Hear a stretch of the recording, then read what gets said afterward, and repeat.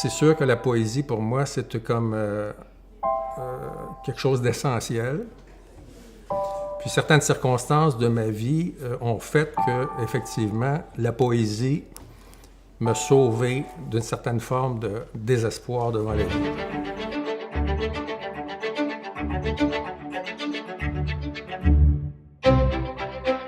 Pour moi, le poète, c'est celui qui regarde le monde sous l'angle de la beauté. C'est la chose qui m'intéresse le plus. Alors, je suis comme fasciné par les êtres, les visages. Je peux méditer là-dessus longtemps. Puis quand j'étais dans l'enseignement, ce qui me fascinait également, c'était de voir tous ces visages, tous ces êtres humains qui sont un univers en soi.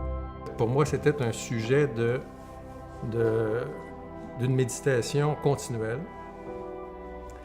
qui m'a procuré beaucoup de joie intérieure.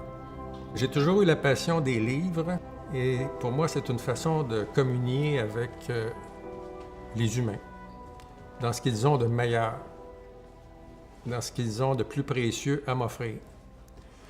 Et je pense en particulier à un poète espagnol qui s'appelle Saint Jean de la Croix, Jean de la Croix, que j'ai découvert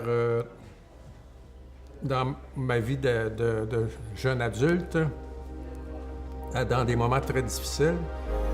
Et j'ai une conscience vive qu'on est de passage sur la Terre. Puis ça, très jeune, j'avais cette conscience-là. À 12 ans, je me disais, est-ce que ça vaut la peine de vivre? Est-ce qu'il y a quelque chose qui se passe après? Est-ce que ça vaut la peine vraiment de travailler? Est-ce que ça vaut la peine d'aimer, etc., s'il n'y a plus rien après? Cette découverte de Jean de la Croix m'a permis justement de vivre à une profondeur que je ne soupçonnais pas à un certain niveau. Alors pour moi, quand je suis comme en manque de poésie, je retourne à Jean de la Croix. À chaque fois que je relis ces poèmes-là, je suis comme en état second. Je me mets à trembler de tous mes membres, tellement je trouve ça beau et que ça me met en joie.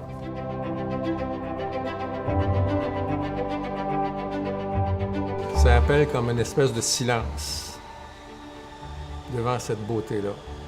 Comme on regarde un beau paysage, on n'a pas envie de parler. On se laisse envahir par cette beauté-là.